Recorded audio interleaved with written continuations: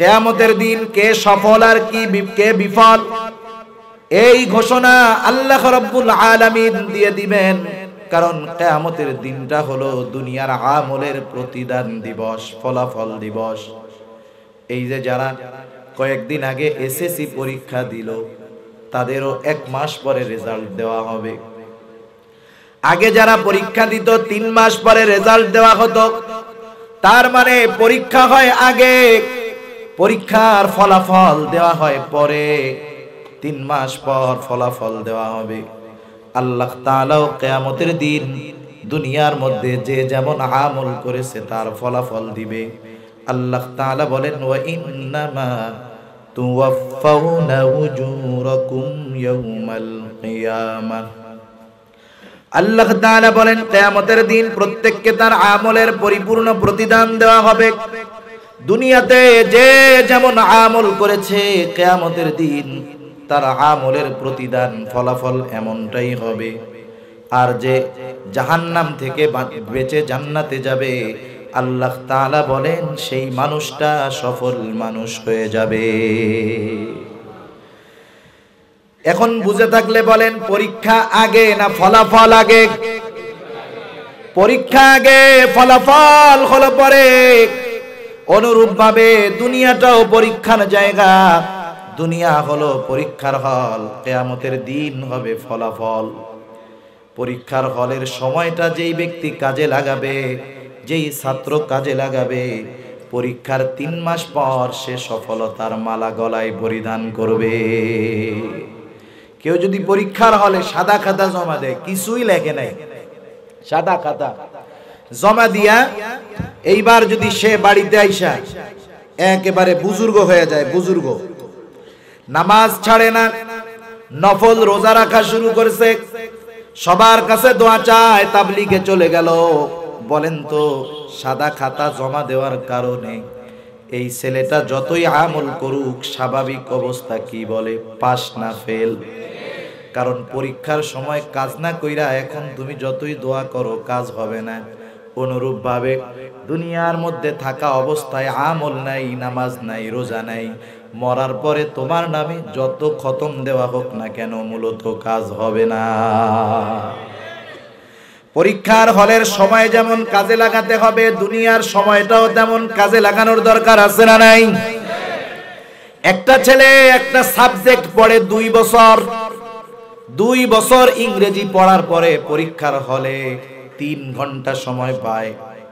এই 3 ঘন্টা সময়ের মধ্যে ইংরেজিতে তার ফলাফল কি হবে না হবে এই 3 ঘন্টাই মোটামুটি নির্ধারিত হয়ে যায়। ফলাফল যদিও পড়ে, কিন্তু পরীক্ষার হলে থাকতেই মোটামুটি বোঝা যায় কোন ছেলেটা পাস করবে আর কোন ছেলেটা ফেল করবে, ঠিক না? দেখবেন পরীক্ষার হল থেকে যখন বন্ধুরা সব একসাথে বাইর হয়, কারো মুখে খুশি, কারো মুখ বেজার। কিরে দোস্ত বেজার কেন?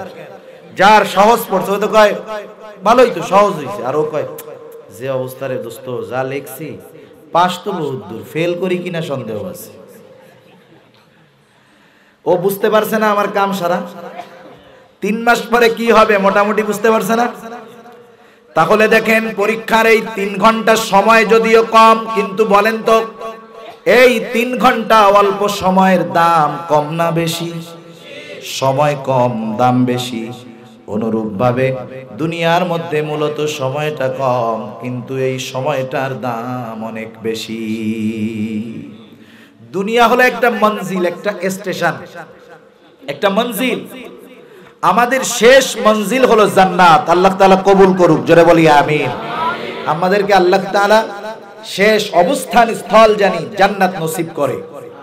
এই জান্নাতে যাওয়ার আগে অনেকগুলা স্টেশন আমাদের অতিক্রম করতে হয়। ভালো মতো খেয়াল দিয়া কথাগুলা শুনবেন।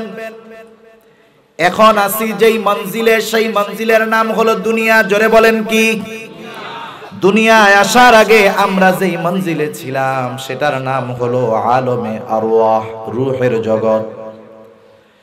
আল্লাহ রাব্বুল আলামিনের নবী জানায় দেন, আল্লাহ তাআলা আদম আলাইহিস সালামকে সৃষ্টি করেছেন মাটি দিয়ে, আর আমাদেরকে সৃষ্টি করেছেন আদম থেকে।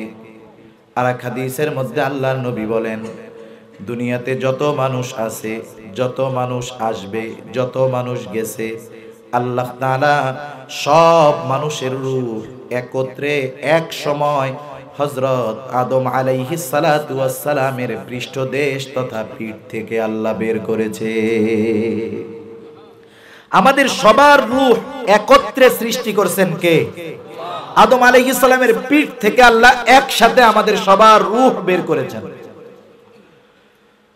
তাহলে আমরা দুনিয়ায় আসার আগে ছিলাম রূহের জগতে। কোথায়? জোরে বলেন। রূহের জগতে কত বছর ছিলাম এর হিসাব আমাদের কারো জানা আছে নাকি? লক্ষ লক্ষ বছর হয়তো রূহের জগতে আমাদের কেটে গেছে।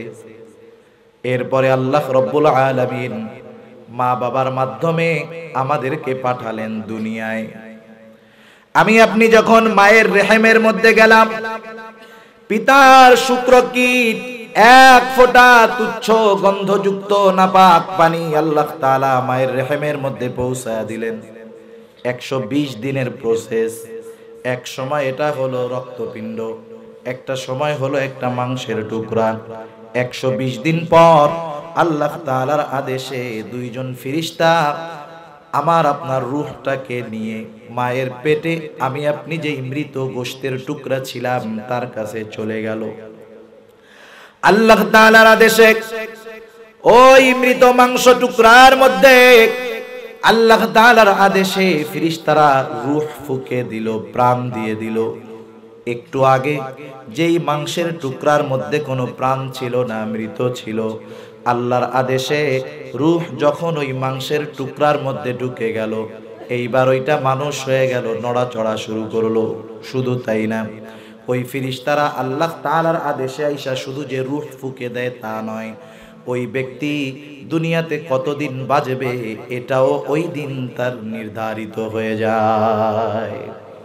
মার পেটের মধ্যে প্রাণ দেওয়ার সাথে সাথে কয়দিন দুনিয়াতে বাঁচবে এটাও নির্ধারিত হয়ে যায়।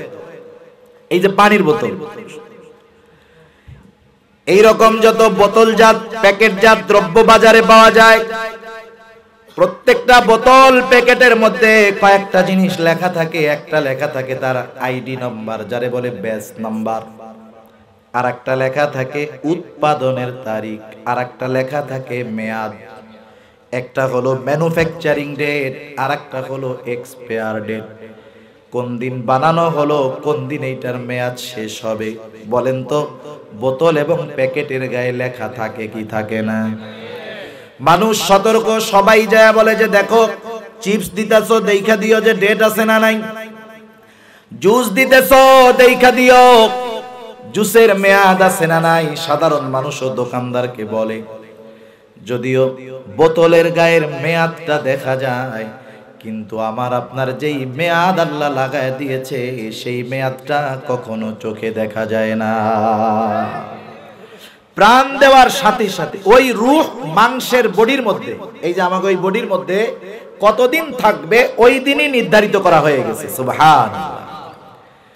হয়তো কেউ মায়ের পেটের মধ্যে থাকতেই ওই মাংসের বডির থেকে রূহটা বের হয়ে যায়, হয় না? মার পেটের মধ্যে বাইচা ছিল, কিন্তু যখন দুনিয়া আসছে মারা গেছে। দুনিয়া আসার আগেই মৃত অবস্থায় ভূমিষ্ঠ হয়েছে। আবার কেউ মায়ের পেট থেকে দুনিয়ায় ভূমিষ্ঠ হওয়ার পর অল্প সময়ের মধ্যে দুনিয়া থেকে চলে যায়।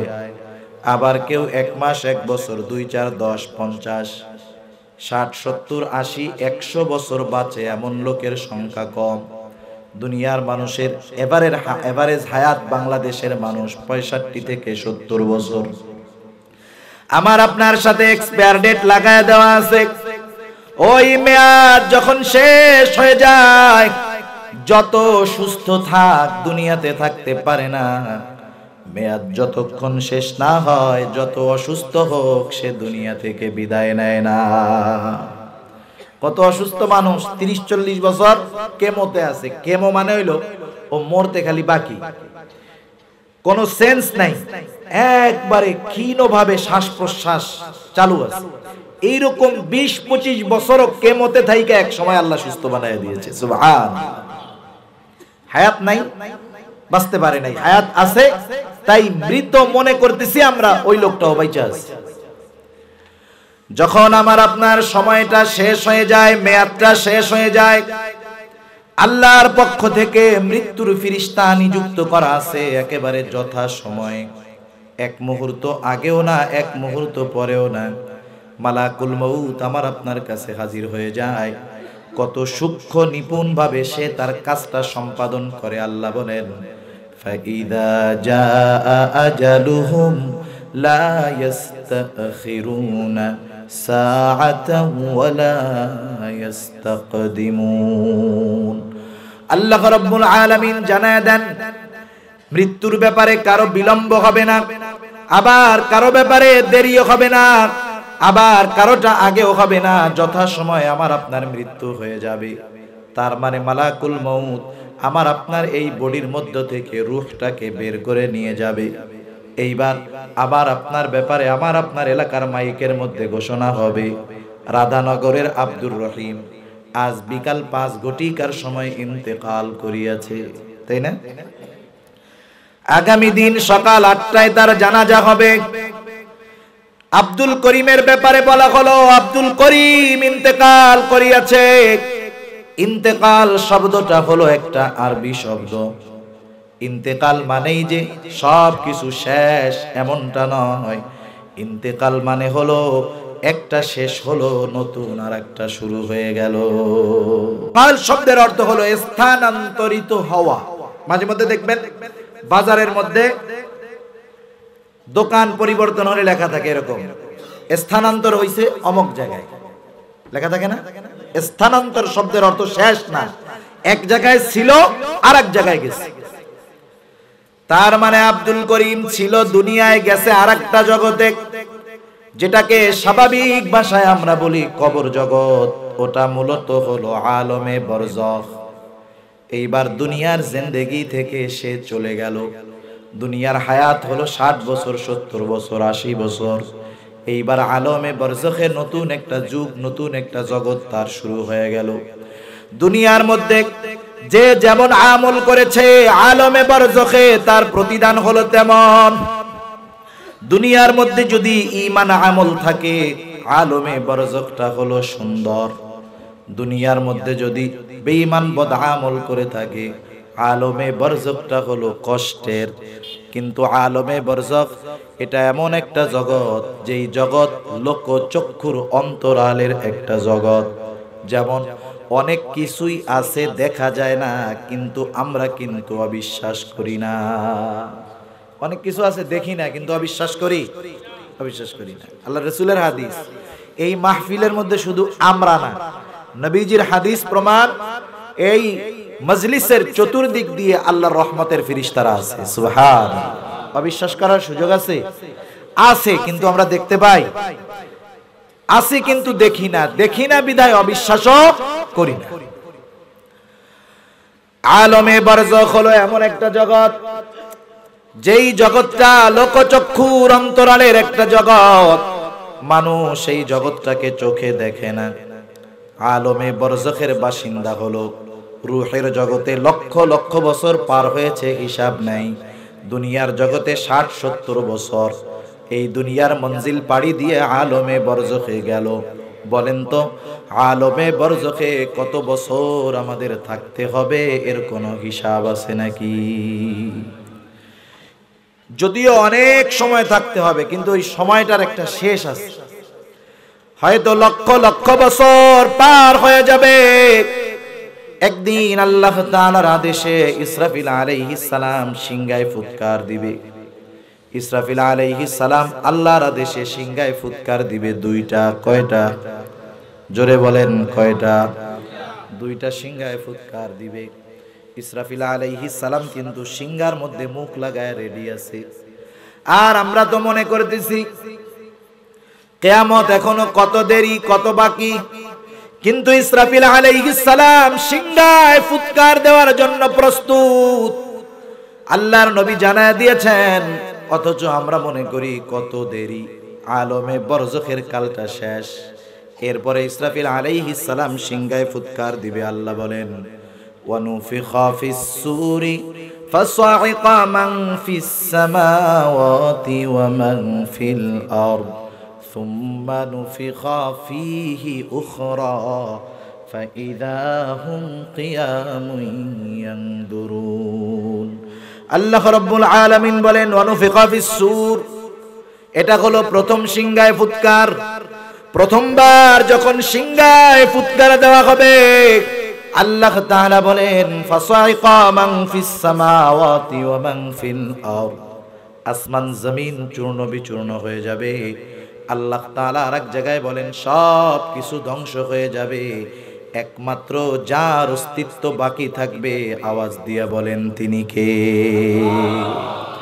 আল্লাহ তাআলা বলেন কুল্লু মান আলাইহা ফানি ওয়া ইয়াবকা ওয়াজহু রাব্বিকা যুল জালালি ওয়াল ইকরাম। আল্লাহ রাব্বুল আলামিনের অস্তিত্বই বাকি থাকবে। প্রথম সিংহায় ফুৎকার দেওয়ার পর আসমান জমিন চূর্ণ বিচূর্ণ হয়ে যাবে। এরপরে দ্বিতীয় ফুৎকার আল্লাহ তাআলার আদেশে ইসরাফিল আলাইহিস সালাম দিবে। প্রথম ফুৎকার থেকে দ্বিতীয় ফুৎকারের ব্যবধান কত বছরের হিসাব আল্লাহ তাআলা জানে। এইবার দ্বিতীয় ফুৎকার দেওয়া হবে। আল্লাহ রাব্বুল আলামিন বলেন সুম্মা নুফিখা ফীহি উখরা ফাইযা হুম কিয়ামুন ইয়ানদুরুন। আল্লাহ তাআলা বলেন অতঃপর যখন দ্বিতীয় ফুৎকার দেওয়া হবে, কি হবে? যাকে যেখানে দাফন করা হয়েছে, যাকে যেখানে কবর দেওয়া হয়েছে, যাকে যেখানে গুম করে পুঁতে রাখা হয়েছে, প্রত্যেকের জায়গা থেকে দাঁড়ায়া যাবে। ফাইদা হুম ইয়ানদুরুন, এবার তারা ডাইনে বামে তাকাতাকি করতে থাকবে। সূরা ইয়াসিনের মধ্যে আল্লাহ রাব্বুল আলামিন বলেন ওয়া নুফিখা ফিস-সূরি ফাইদা হুম মিনাল আজদাসি ইলা রাব্বিহিম ইয়ানসিলুন। আল্লাহ রাব্বুল আলামিন বলেন অনুফিকা ফিস-সূর, এখানে দ্বিতীয় সিংহায় ফুৎকার উদ্দেশ্য। আল্লাহ তাআলা বলেন অনুফিকা ফিস-সূর ফাইদা হুম মিনাল আজদাসি ইলা রাব্বিহিম ইয়ানসিলুন, প্রত্যেকে তার কবর থেকে দাঁড়ায় যাবে, জাগ্রত হয়ে যাবে। শুধু তাই না, আল্লাহ তাআলা বলেন ইলা রাব্বিহিম ইয়ানসিলুন, প্রত্যেকে তার রবের দিকে ছুটতে থাকবে। ওই দিনটা হলো ইয়াউমুল হাশর, কিয়ামতের দিন। কিসের দিন? জোরে বলেন কিসের দিন? কথা কি বুঝতেছেন নাকি ঘুম চলে আসছে? ঠান্ডা ওয়াজ, ওয়াজের আগে শুনছেন গরম গজল, হুজুর যা কইতেছে এগুলো নরম কথা। সজাগ আছেন? নারায়ে তাকবীর, নারায়ে তাকবীর, আরো জোরে নারায়ে তাকবীর। এই তো মাশাআল্লাহ, মাঝে মধ্যে একটু নড়াচড়া দিতে হবে, ঘুমাই গেলে সমস্যা। কারণ দুনিয়ার যত গম মসজিদের মধ্যে গেলে আসে। যার ঘুম হয় না বাড়িতে অশান্তি, ও দেখবেন মসজিদে জুমার দিন যত গরম হোক খালি ঝুমায়, ঠিক না? সেজন্য এই জায়গাও তো আল্লাহর রহমত আছে, ঘুম আসতেও পারে, স্বাভাবিক ব্যাপার। সেজন্য একটু সতর্ক থাকার দরকার। কিয়ামতের দিন, সেই দিন প্রত্যেকটা মানুষকে তার অবস্থান থেকে জাগ্রত করা হবে। এবার কিয়ামতের দিন শুরু হয়ে গেল। এই এক একটা দিন কত বৃহৎ। আল্লাহ তাআলা বলেন ইয়াউমান কানা মিকদারুহু 50,000 সানা, কিয়ামতের এক একটা দিনের মেয়াদ দুনিয়ার 50,000 বছরের সমান।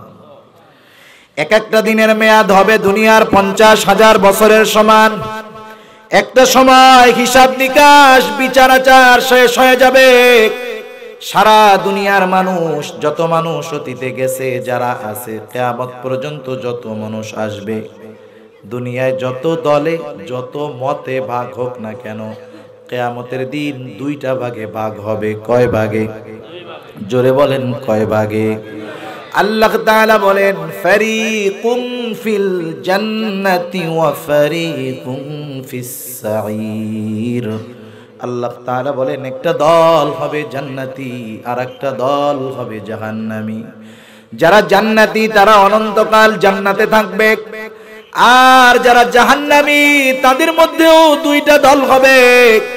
একটা দল বেঈমান, অনন্তকাল তাদেরকে জাহান্নামের আগুনে পড়তে হবে। আর একটা দল থাকবে তারা ঈমানদার, তবে গুনাহ করেছে, নাফরমানি করেছে, আল্লাহর নবী জানায় দেন তারা তাদের গুনার শাস্তি, পাপের শাস্তি ভোগ করার পর ঈমানের কারণে তারাও এক সময় জান্নাতে যাবে। এইবার দুইটা দল, যারা জান্নাতি অনন্তকাল জান্নাতি, যারা জাহান্নামী তারা অনন্তকালের জন্য জাহান্নামী।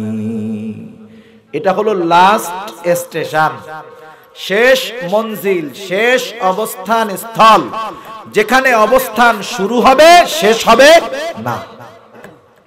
এবার খেয়াল দিয়া শুনবেন, এরপরে প্রশ্ন হবে, জবাব দিবেন। একটা মঞ্জিল হলো রূহের জগৎ, আর একটা হলো দুনিয়ার জগৎ, আর একটা হলো কবর জগৎ তথা আলমে বরজখ, আর একটা হলো কিয়ামতের দিন, আর একটা হলো জান্নাত অথবা জাহান্নাম। এই যে স্টেশনগুলা, এই যে মঞ্জিলগুলা, বলেন তো এই স্টেশন এবং মঞ্জিলগুলার মধ্যে সবচাইতে কম সময় আমরা কোথায় থাকব?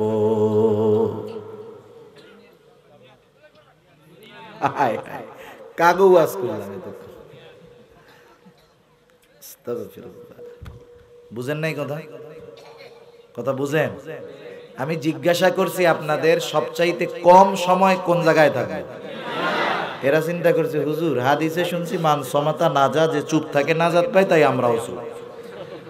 সব জায়গায় তো চুপের আমল করলে হবে না, কিছু কিছু জায়গায় কথা বলার দরকার আছে না নাই? তাহলে সবচাইতে কম সময় দুনিয়ায়, পরীক্ষার হলের সময় যেমন কম দাম বেশি, অনুরূপ ভাবে দুনিয়ার সময় কম কিন্তু দাম বেশি না কম? কারণ এই অল্প দিনের দুনিয়া, আল্লাহর নবী জানায় দেন কেউ অল্প দিনের দুনিয়াকে কাজে লাগায়া অনন্তকালের জান্নাতের মালিক হয়, আর কেউ অল্প দিনের দুনিয়ার মজায় পড়ে অনন্তকালের জাহান্নামের বাসিন্দা হয়ে যায়। তাহলে পরীক্ষার হলে আমাদের কি কাজ? পরীক্ষার হলে যে সবগুলার উত্তর দিবে সে সফল, ঠিক না? দুনিয়ার ময়দান থেকেই পরকালের সফলতা অর্জন করতে হবে রে মুমিন। এজন্য আল্লাহ রাব্বুল আলামিন সূরা আলে ইমরানের 200 নম্বর আয়াতে আমরা যারা মুমিন আমাদেরকে 4টি গুণ অর্জন করতে বলেছেন। কয়টি গুণ? আরো জোরে বলেন, কয়টা গুণ? আল্লাহ তাআলা আমাদেরকে ডাক দিয়ে বলেন, ইয়া আইয়ুহাল্লাযীনা আমানু, হে ঈমানদারেরা। আল্লাহ তাআলা এরপরে বলেন ইসবিরু, বান্দা মুমিন বান্দা তুমি সবর করো। 2 নম্বরে আল্লাহ তাআলা বলেন ওয়াসাবিরু, বান্দা তুমি সবরের উপরে অটল থাকো। 3 নম্বর আল্লাহ তাআলা বলেন ওয়ারাবিতু, বান্দা তুমি সর্বদা জিহাদের জন্য প্রস্তুত থাকো। 4 নম্বর আল্লাহ তাআলা বলেন ওয়াত্তাকুল্লাহ, আল্লাহ তাআলাকে ভয় করো। আমরা যদি আল্লাহকে জিজ্ঞাসা করি, আয় আল্লাহ আমরা মুমিন কেন এই 4টা গুণ অর্জন করব? আল্লাহ তাআলা বলেন কেন করবা? লাআল্লাকুম তুফলিহুন, যাতে করে মুমিন তুমি সফল মুমিন হতে পারো। আমরা সফল মুমিন হতে চাই। কারা চাই? একটু হাত উঁচা করি, নারায়ে তাকবীর। আরো জোরে নারায়ে তাকবীর। এই আয়াতের আলোকে সফল মুমিনের কয়টা গুণ? 1 নাম্বার গুণ হলো আল্লাহ তাআলা বলেন ইসবিরু, বান্দা তুমি সবর করো। ভালো মতো খেয়াল দিয়া শুনবো। আমরা সবর বলতে বুঝি বিপদ আপদ মুসিবত অভাব অনটন, এই সময় মনে হয় শুধু সবর। এটা আমাদের ভাবনা, আমাদের চিন্তা, কিন্তু মুফাসসিরিনে কেরাম আমাদেরকে জানায় দেন মুমিন মূলত সবর করবে 3 জায়গায়। কয় জায়গায়? মুমিনের সবর হবে কয় জায়গায়? 3 জায়গায় মুমিনের সবর হবে। ভালো মতো খেয়াল দিয়া শুনি। সফল মুমিনের কয় গুণ? 1 নাম্বার গুণ সবর। 1 নাম্বার গুণ কি? সবর কয় জায়গায় হবে? 3 জায়গায় সবর হবে। 3 জায়গায়। তাফসিরে মাআরিফুল কোরআন সহ দুনিয়ার যত প্রসিদ্ধ তাফসির আছে সবগুলোর মধ্যে এটা আসছে। 1 নম্বরে সবর হবে সবরুন আলাত তাআত, আনুগত্যের মধ্যে সবর, অর্থাৎ সবরুন আলাল ইবাদাহ, ইবাদতের মধ্যে সবর। কারণ আনুগত্য তাইটাই হলো ইবাদত। তাহলে 1 নম্বরে সবর হবে ইবাদতের মধ্যে। কিসের মধ্যে? 2 নম্বরে সবর হবে সবরুন আনিল মাআসি, গুনার থেকে বাঁচার মধ্যে সবর।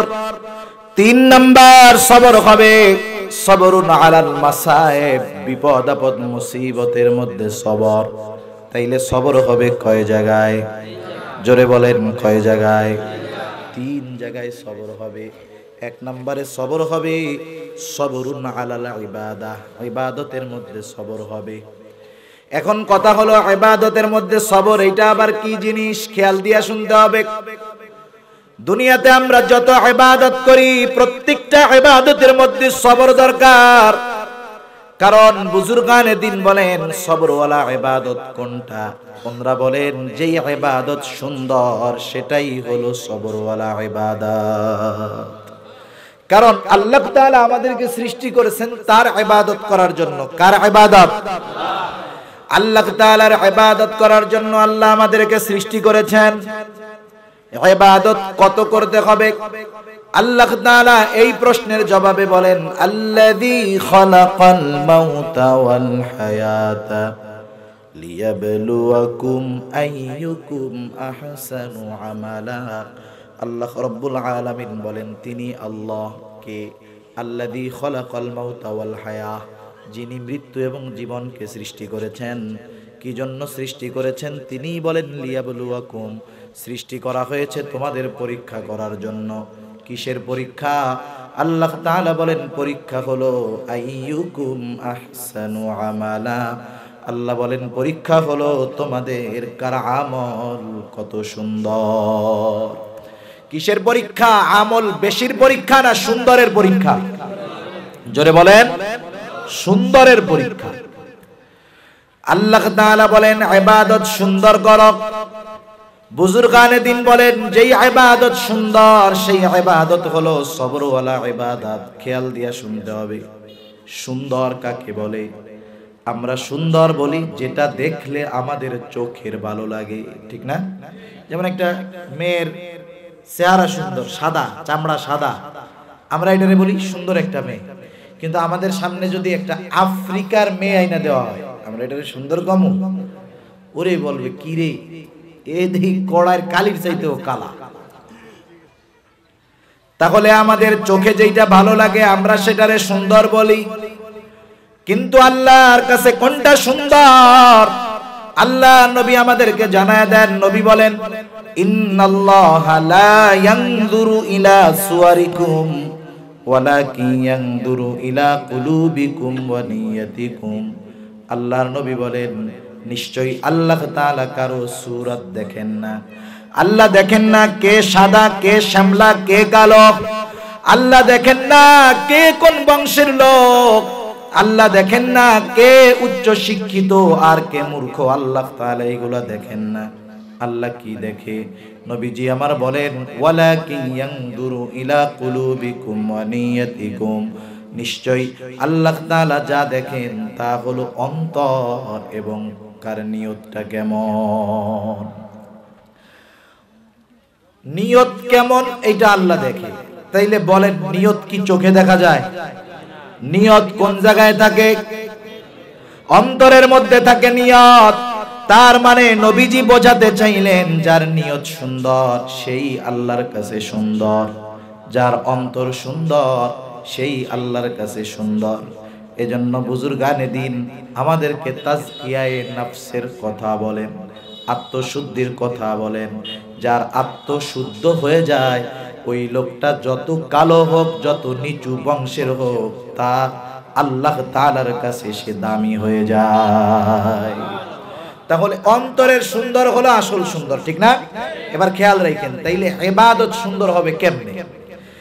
আমরা যদি আমাদের গোটা জিন্দেগির সব ইবাদত গুলাকে সুন্দর করতে চাই অনেকগুলা জিনিস লাগবে, কিন্তু সবচাইতে গুরুত্বপূর্ণ বিষয় হলো দুইটা। কয়টা? যেই দুইটা জিনিস লাগবেই লাগবে, ওই দুইটা জিনিস ছাড়া আমাদের ইবাদত কখনো সুন্দর হবে না। এক নাম্বার যেটা লাগবে সেটার নাম হলো ইখলাস। প্রত্যেকটা ইবাদতের মধ্যে ইখলাস লাগবে। আল্লাহ তাআলার সন্তুষ্টি উদ্দেশ্য হতে হবে এই জন্য নবী আমার হাদিসের মধ্যে বলেন, আখলিস দীনাকা ইয়াকফিকাল আমালুল কলিল। তোমার ঈমান খাঁটি করো, নিয়ত পরিশুদ্ধ করো, অল্প আমল নাজাতের জন্য যথেষ্ট হবে। সুবহানাল্লাহ। নবীও কি বললেন? নিয়ত পরিশুদ্ধ করো, অল্প আমল সুন্দর হয়ে যাবে। তাহলে আমল তথা ইবাদত সবরওয়ালা সুন্দর ইবাদত হওয়ার জন্য 1 নম্বরে দরকার হলো ইখলাস, 2 নম্বর দরকার হলো নবীজির সুন্নাত। কারণ সুন্নাত বিহীন কোনো ইবাদত দুনিয়াতে নাই। প্রত্যেকটা ইবাদত সুন্নাত। যেই ইবাদত ফরজ, সেই ইবাদতটা শুধু ফরজ না, সেটা সুন্নাত। সুবহানাল্লাহ। কারণ আল্লাহ তাআলা গোটা আনুগত্যটাকে তথা গোটা ইবাদতকে আল্লাহ রাসূলের সুন্নাতের উপরে দিয়ে দিয়েছেন। কেমনে দিলেন? আল্লাহ রাব্বুল আলামিন বলেন, কুল আতিউল্লাহ ওয়া আতিউর রাসূল। আল্লাহ রাব্বুল আলামিন বলেন, তোমরা আল্লাহর আনুগত্য করো, রাসূলের আনুগত্য করো। স্বাভাবিক দৃষ্টিকোণ থেকে আমরা যেটা বুঝি, যার আনুগত্য করতে হবে তাকে তো দেখতে হবে, তার ব্যাপারে জানতে হবে। আল্লাহর রাসূলের আনুগত্য করা আমাদের জন্য সহজ, কারণ আল্লাহর নবীর A to Z সব আমাদের সামনে আছে, নবীজির জীবনী আছে, তার আনুগত্য করা সহজ। কিন্তু আল্লাহর আনুগত্য কিভাবে করব? আমাদের অন্তরেও যদিও প্রশ্ন জাগে, সাহাবায়ে কেরামের অন্তরেও প্রশ্ন জাগতো, কিন্তু আল্লাহ তাআলা কত সুন্দর সমাধান দিয়ে বললেন, মাইয়ুতির রাসূলা ফাকাদ আতা আল্লাহ। আল্লাহ তাআলা বলেন, যে আমার রাসূলের আনুগত্য করলো সে আমি আল্লাহরই আনুগত্য করলো।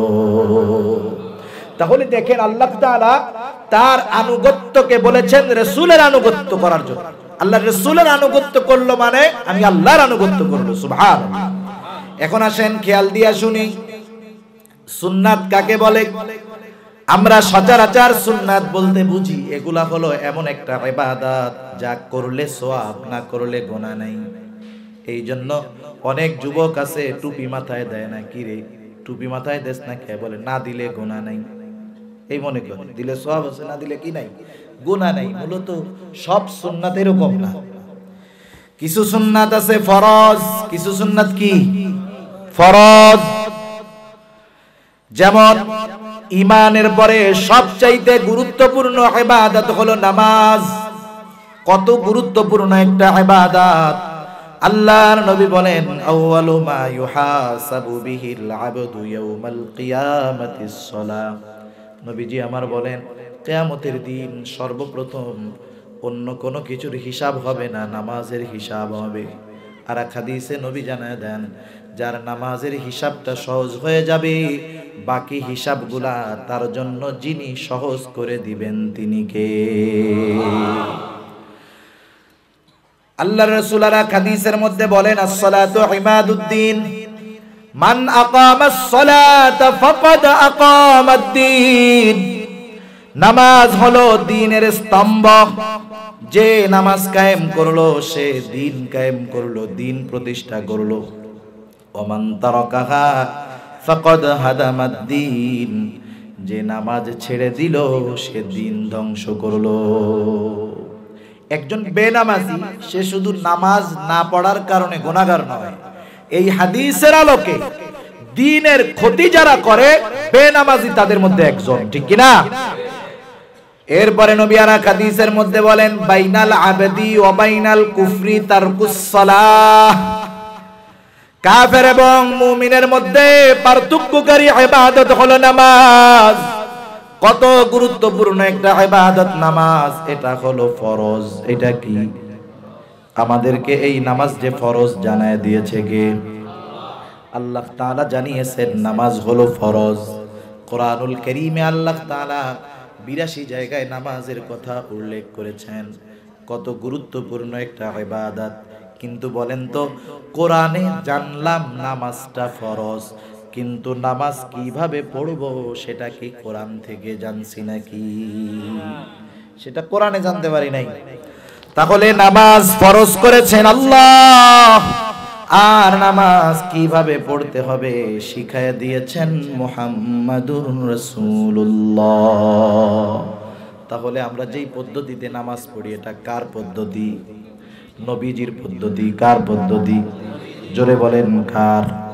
নবীজির পদ্ধতি। নবীজির পদ্ধতিটাই হলো সুন্নাত। তাহলে নামাজের মধ্যে আমরা যা করি এটা শুধু ফরজ না, সুন্নাতও আছে। কিন্তু এই সুন্নাত এমন সুন্নাত নয় যেটা করলে সওয়াব, না করলে গুনাহ নাই। বরং নামাজের মধ্যে আমরা যেই সুন্নাতগুলা অনুসরণ করি নিঃসন্দেহে সেই সুন্নাতগুলা হলো ফরজ, ঠিক না? আবার কিছু সুন্নাত আছে ওয়াজিব। সারা দুনিয়ার ফুকাহায়ে কেরাম একমত, যার দাড়ি এক মুষ্টির বেশি লম্বা হয়, যারটা হয় না তার কথা ভিন্ন, কিন্তু যার হয় সে কমপক্ষে এক মুষ্টি দাড়ি রাখতে হবে, এটা ওয়াজিব। যাদের নাই, যারা রাখে না, আল্লাহ তাদের রাখার তৌফিক দিক। আরো জোরে বলি আমিন। এখন দেখেন, এই দাড়ি রাখা সুন্নাত। দাড়ি রাখা কি? কিন্তু এই সুন্নাত কি সাধারণ সুন্নাত নাকি ওয়াজিব? তাহলে বোঝা গেল কিছু সুন্নাত আছে যেগুলা ওই রকম সুন্নাত না, রাখলে সওয়াব, না রাখলে গুনাহ নাই এমন না। বরং কিছু সুন্নাত আছে ওয়াজিব। আবার কিছু সুন্নাত আছে যেগুলা করলে সওয়াব, না করলে গুনাহ নাই।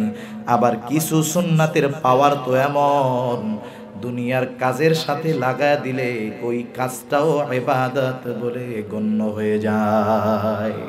দুনিয়ার অনেক আমল আছে যেগুলো করলে সওয়াব নাই, না করলে গুনাহ নাই। কেমন? কেউ যদি বাথরুম না করে তার কি গুনাহ হবে? জোরে বলেন, গুনাহ হবে? ওই যে কয় না নাকি আপনাকে কোন কিতাবে আছে যে হ্যাঁ হুজুর বাথরুম না করলে কবিরা গুনাহ হয়? গুনাহ হবে জীবনে। কেউ যদি ডেইলি 10 বার করে ওর সওয়াব হবে?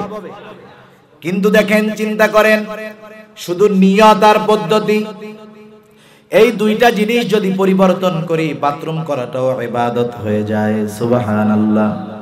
একজন ফজরের আজান শুনে ঘুম থেকে উঠলো। ঘুম থেকে ওঠার পর সে চিন্তা করতেছে, আমাকে ইমাম সাহেব লম্বা কেরাত পড়ে ফজরে, না জানি আমার নামাজের মধ্যে বাথরুমে চাপ দেয় নাকি। তাইলে একটা কাজ করি, বাথরুমে গিয়া জরুরতটা সারি। এই চিন্তা করে মাথাটাকে প্রথম ঢাকবে। মাথা ঢাইকা বাথরুমে যাওয়া সুন্নাত। অনেকে বোঝে না, টুপি মাথায় দিয়া হোক, গামছা দিয়া হোক, মাথা ঢাকা সুন্নাত। এটা শুধু সুন্নাত নয়, আজকে বিজ্ঞানও বলে বাথরুমের মধ্যে মাথা ঢেকে যাওয়া উচিত।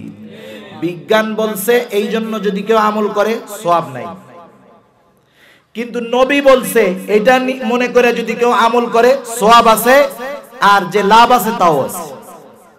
মাথা ঢাইকা বাথরুমের দিকে রওনা হবে। বাথরুমে ঢোকার আগে দোয়া পড়বে, ঢুইকা দোয়া পড়বে না। ঢোকার আগে দোয়া পড়বে, বাম পা দিয়া ঢুকবে। এরপরে বাথরুমে বসবে, যতটুকু কাপড় ওঠানোর দরকার উঠাবে, বৈশাই মাথার সাথে লুঙ্গি পাগড়ি বানবে না। এটা করা ঠিক না। যতটুকু লাগে ততটুকু উঠাবে। এবার জরুরত সারবে। এখন তো আমরা টিস্যু পেপার ব্যবহার করি, অধিকাংশ মানুষের আধুনিকতা। আধুনিকতা কারে বলে? আমি কই, যার ঘরের মধ্যে যত পায়খানা সে তত বড় আধুনিক। যখন ফ্ল্যাট বানায় দেখবেন, আপনি যদি একটা বাথরুম দেন 3 রুমের লেগে, আপনি বলবেন কি বাসা বানাইছেন, 3 রুমের জন্য এক বাথরুম। আপনি যদি বলেন যে ভাই 3 রুমে 3টা বাথরুম আর একটা হলো কমন বাথরুম, হ্যাঁ আপনি খুব আধুনিক লোক। তার মানে ঘরের মধ্যে পায়খানা যত বেশি ওইটা তত আধুনিক বেশি। হায় আল্লাহ, চিন্তা করছেন। বাথরুমে ঢোকার পর বসবে, বাথরুম করার পর টিস্যু পেপার ব্যবহার করবে, পানি দিয়ে পরিষ্কার হবে। এরপরে ওযু করার জায়গা যদি ভিতরে থাকে ওযু করবে, ডান পা দিয়ে বের হবে, দোয়া পড়বে। আল্লাহর কসম, নিয়ত এবং সুন্নাত থাকার কারণে এই বাথরুম করাটাও তার আমলনামায় ইবাদত বলে গণ্য হয়ে যাবে। আলোচনা বেশি লম্বা করা যাবে না। এখন বুঝে থাকলে বলেন, সফল মুমিন হওয়ার জন্য এই আয়াতের আলোকে কয়টা গুণ? জোরে বলেন কয়টা? 1 নাম্বার গুণের নাম হলো সবর। 1 নাম্বার গুণ কি? বলেন সবর হবে কয় জায়গায়? 3 জায়গায় সবর হবে। 1 নাম্বার সবর হলো ইবাদতের মধ্যে। কিসের মধ্যে? এখন বলেন, ইবাদতের মধ্যে যদি সবর অর্জন করতে হয়, ইবাদত যদি সুন্দর সবরওয়ালা করতে হয়, কয়টা জিনিস লাগবে? 1 নাম্বার ইখলাস, 2 নাম্বার হলো সুন্নাত। এবার আসেন সবর দ্বিতীয় জায়গা। সবর হবে গুনার থেকে বাঁচার মধ্যে সবর। আজকে দুনিয়ার মধ্যে গুনাহ আছে না নাই? মানুষ গুনাহ কত ক্ষতিকর।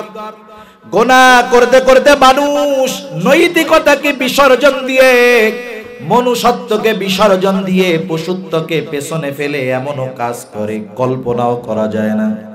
কারণ একটা মানুষ গুনাহ করতে করতে করতে করতে একটা সময় সে এমন হয়ে যায় ওই গুনাহটাকেই তার কাছে ভালো মনে হয়। গুনাহ একটা দুইটা গুনার উদাহরণ দেই যে এর সর্বশেষ পরিণতি কি খেয়াল দিয়ে শুনতে হবে। আমাদের সামাজিক একটা গুনাহ যেটা সমাজের রন্ধ্রে রন্ধ্রে পৌঁছায়া যাইতেছে, এই গুনাহটার নাম হলো পরকিয়া। আছে না নাই? একজন পরকিয়ায় সম্পৃক্ত মানুষ কতটা নিচে নামতে পারে অনেক উদাহরণ আমাদের সামনে আছে। কিছুদিন আগে, এক মাস এরকম হলো, কিশোরগঞ্জ জেলার করিমগঞ্জ থানা, সারা দেশে ঘটনাটা ব্যাপক বহুল প্রচার হয়ে গেছে। ওই কিশোরগঞ্জ থানার, করিমগঞ্জ থানার একটা গ্রাম, একটা গ্রামের মেয়েটার নাম হলো মাইশা, বয়স হলো 17-18 বছর। এই মেয়েটার বাবা চাকরির সুবাদে বাড়ির বাহিরে থাকে। মেয়েটা মহিলা মাদ্রাসায় পড়ে। প্রতিদিন সকাল বেলায় মাদ্রাসায় যায়, আসরের সময় মাদ্রাসা থেকে ফিরে এই মুহূর্তে মা থাকে একা। সন্তানের অনুপস্থিতি আর মায়ের স্বামীর অনুপস্থিতি। এই সময় ওই মহিলা তার ফুফাতো ভাইয়ের সাথে পরকীয়ার সম্পর্কে জড়ায় গেল। মেয়েটা মেশকাত জামাতে পড়ে, তার মানে আলেমা হইতে আর একটা বছর তার বাকি। যুবতী মেয়ে, ভালো মন্দ সব কিছু বুঝে। এক সময় সে বুঝতে পারলো তার এবং তার বাবার অনুপস্থিতিতে তার মা তার ফুফাতো ভাইয়ের সাথে অবৈধ সম্পর্কে জড়ায় গেছে। মেয়েটা মাকে বোঝায়, মা আপনি যেই কাজটা করতেছেন এটা শরীয়তের দৃষ্টিতে যেমন খারাপ কাজ, সমাজের দৃষ্টিতেও খারাপ কাজ। মা, এই গুনার থেকে আপনি ফিরে আসেন। বলেন তো, এই মেয়েটা মার ভালো চেয়েছে নাকি খারাপ চেয়েছে? মানুষ যখন পাপ করতে করতে এমন একটা পর্যায়ে চলে যায়, তাকে যদি কেউ পাপ থেকে ফিরায়া তার কল্যাণ করতে চায়, সে বুঝে না, সে মনে করে এটা তার জন্য ক্ষতিকর। সে দিন যায় তার সীমা সে আরো লঙ্ঘন করতে থাকে। কিন্তু প্রত্যেকটা সীমা লঙ্ঘনকারীর শাস্তি আছে না নাই? ডাক্তার মুরাদ যে সীমা লঙ্ঘন করছে শাস্তি পাইছে কি পায় নাই? এরপরে শুধু জুতা পেটা চলবে, আমাদের কিছু করা লাগবে না। আমরা হুজুররা তো কইলে দোষ, আমাদের কিচ্ছু করা লাগবে না, পাবলিকই ওরে সাইজ করে দিবে। ঠিক কিনা বলেন? সব জুতা ওর লেগে এখন রেডি আছে। কোথায় ক্ষমতা? দেখছেন, এটাই দুনিয়া। ক্ষমতার বাহাদুরি দেখানোর কোনো পাওয়ার নাই। কোথায় মোরাদের পিছনে সবাই ঘুরতো, এখন সাংবাদিকরা কয় ওর মতো খারাপ আর কেউ নাই। ঠিক কিনা বলেন? যত কুকর্ম অপরাধ একের পর এক থলের বিড়ালের মতো বের হয়ে আসতে থাকবে। এই মা, মেয়েটা তার ভালো চাইলো, কিন্তু মা তো পাপ করতে করতে অন্ধ হয়ে গেছে। এইবার মা তার ফুফাতো ভাই যার সাথে পরকীয়ার সম্পর্ক, দুজনে মিলে পরামর্শ করলো, আমার মেয়েটা আমাদের আনন্দের বাধা, কি করা যায়? দুইজনে মিলে প্ল্যান করলো মেয়েটাকে মেরে ফেলবে। যেই প্ল্যান, এইবার একদিন মেয়েটা মাদ্রাসায় গেল, দুইজনে মিলে ঘরের ভিতরে লুকায়া অপেক্ষা করতেছে। মেয়েটা আসরের আজানের সময় ঘরে ঢুকলো, পেছন দিক দিয়ে দরজাটা আটকায় দেওয়া হলো। দুইজনে মিলে মেয়েটাকে ঠাইসা ধরছে, যাইতা ধরছে। দুজনে মিলে মেয়েটাকে চেপে ধরলো। মেরে ফেললেও তো ভালোই হতো, কিন্তু দেখেন একটা মা তার সন্তানের জন্য কত পাগল। যেই মা 10 মাস গর্ভে ধারণ করেছে, 2টা বছর দুধ পান করাইছে, ওই মা ওই মেয়েটাকে মেরে ফেলার জন্য চাইপা ধরছে। চিন্তা করা যায়, শুধু চেপে ধরেছে তা নয়, ওই মা তার ফুফাতো ভাইকে দিয়ে নিজের মেয়েকে চেপে ধরে তার পরকীয়ার সম্পর্কের লোকটাকে দিয়ে নিজের গর্ভের মেয়েকে সে ধর্ষণ করাইলো। এইবার দুইজনে মিলে মেরে ফেললো। আমি যেই কথার জন্য কথাটা বললাম, বলেন তো আপনারা, আমরা যারা যারা এইখানে আছি, এইরকম একটা বিষয় আমরা কি কল্পনাও করব নাকি? এইরকম কল্পনা আসলে নিজেরে 50 বার গালি দিব যে এই নফস কত খারাপ হয়েছে। চিন্তা আসলেই গালি দিব। অথচ পাপ করতে করতে মানুষ এক সময় এই ধরনের কাজ করতে দ্বিধাবোধ করে না। তাহলে এই সমাজ পাপের থেকে বাঁচার দরকার আছে না নাই? পাপের থেকে বাঁচার পদ্ধতি আল্লাহ বলে দিয়েছেন, কিন্তু সেই পদ্ধতির প্রয়োগ আমাদের মধ্যে নাই। যদি সেই পদ্ধতি আমরা অবলম্বন করি, এখনো পাপ থেকে সবর করা সম্ভব হয়ে যাবে। আচ্ছা ঠিক আছে, আলহামদুলিল্লাহ। আর 10 মিনিট। আচ্ছা, আর 10 মিনিটের মধ্যে আলোচনা শেষ করব আমরা। খুশির খবর, উস্তাদুল আসাদিজা হযরতুল আল্লামা মুফতি জসিমউদ্দিন হাফিজাহুল্লাহ হযরত উপস্থিত হয়ে গেছেন। আমরা জবান খুলে বলি আলহামদুলিল্লাহ। সুদূর হাটহাজারী থেকে হযরত আসছেন। সুতরাং আপনারা ধৈর্যের সাথে বসবেন, আমি 10 মিনিটের মধ্যে আলোচনা শেষ করে দেব ইনশাআল্লাহ। তাহলে বলেন, গুনার থেকে সবর করার দরকার আছে না নাই? গুনার থেকে বেঁচে থাকার দরকার। কিভাবে বাঁচবো গুনার থেকে? আপনাদেরকে যদি জিজ্ঞাসা করি, বলেন তো, যেই ছেলেটার ইফটিজিং করার অভ্যাস, সেই ছেলেটার সাথে যদি তার বাপ থাকে, ইফটিজিং করবে নাকি? ভাই থাকলে করবে, প্রতিবেশী দেখা ফেললে করবে। তার মানে বোঝা গেল, যারা গুনাহ করে, অপরাধ করে, মানুষ দেখে ফেলবে এই ভয়ে অনেক সময় তারা পাপ করে না, গুনাহ করে না। আমরা দুনিয়ার মানুষ, দেখে ফেলবে এই ভয়ে গুনাহ করি না, কিন্তু আল্লাহ আমাকে আপনাকে সব সময় দেখতেছে, এই চিন্তাটা আমরা কখনো করি না। যতক্ষণ আমার আপনার মধ্যে এই চিন্তা না আসবে যে আমাকে সর্ব অবস্থায় আল্লাহ দেখতেছে, ততক্ষণ গুনার থেকে বাঁচা সম্ভব নয়। সেই জন্য গুনার থেকে যদি সবর করতে হয়, 1 নম্বর চিন্তা, সর্ব অবস্থায় আমাকে দেখে কে?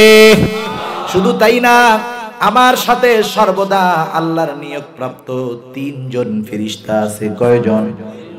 2 কাঁধে আছে 2 জন। এরা হলো সম্মানিত লেখক দ্বয়। আল্লাহ তাআলা তাদের ব্যাপারে বলেন, কিরামান কাতিবিনা ইয়ালামুনা মা তাফআলুন। আল্লাহ তাআলা বলেন কিরামান কাতিবিন, জানে তোমরা কি আমল করো।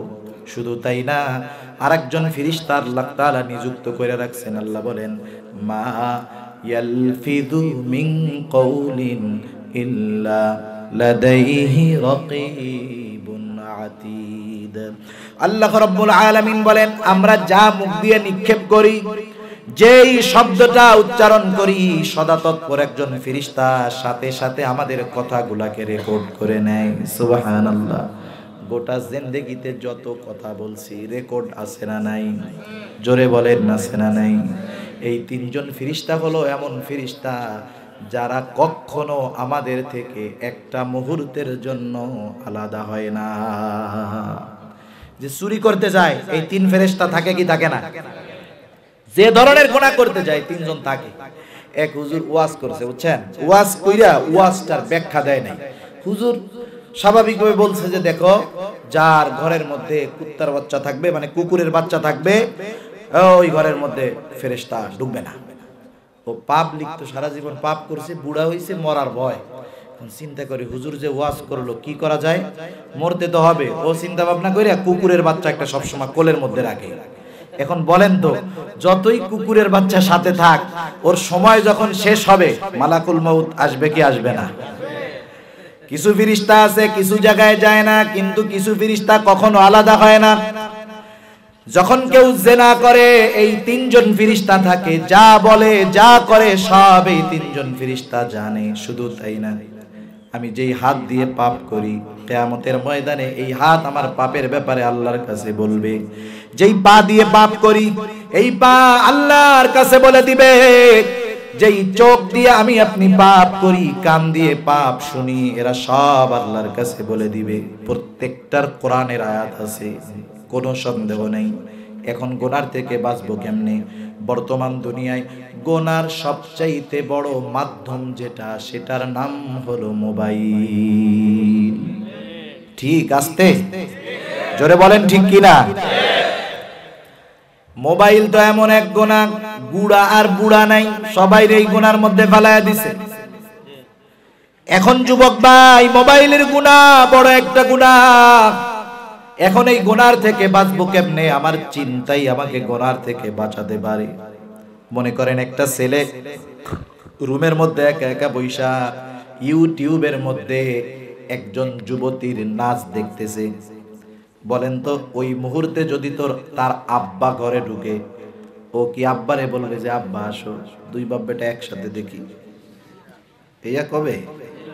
ওরে আল্লাহ, ও বাপরে দেখার সাথে সাথে ফোন কোন জায়গা লুকাবে ও টেরও পাবে না, ঠিক না?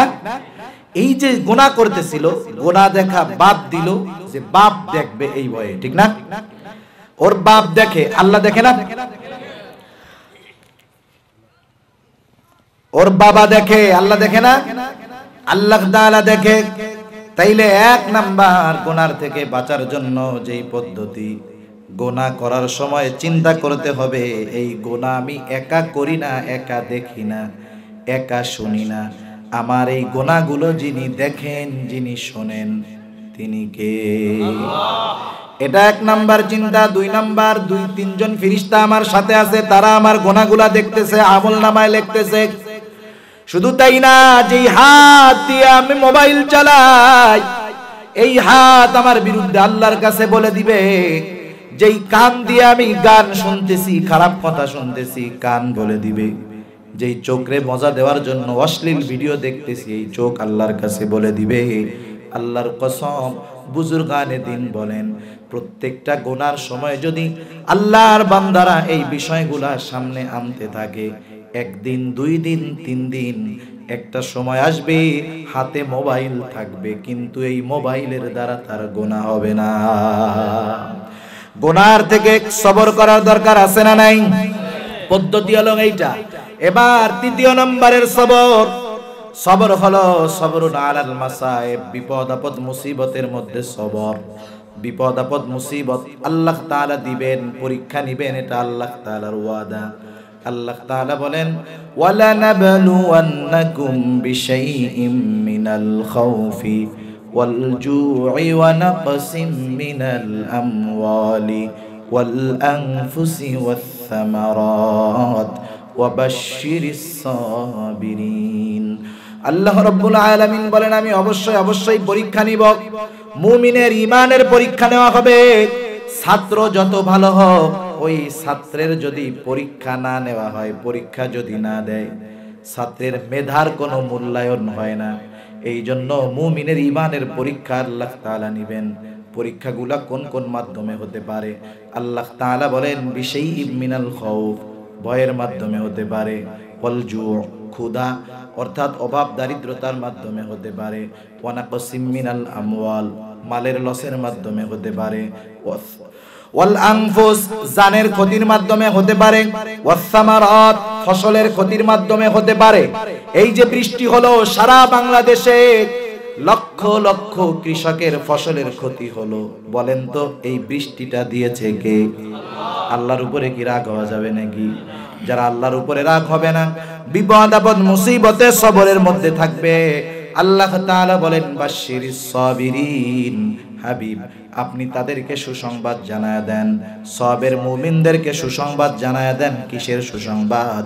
সুসংবাদ হলো আপনি তাদেরকে জান্নাতের সুসংবাদ জানায়া দেন। এখন প্রত্যেকটা জিনিসের প্রাইমারি প্রাথমিক কিছু আলামত আছে। যেমন একজন আসার খেয়ে পড়ে যায় না, পড়ে গেলে কি কয়? সে কয় ওরে মা, ওরে বাবা, কেউ ডাকে ইয়া আলী, ইয়া গাউসে পাক।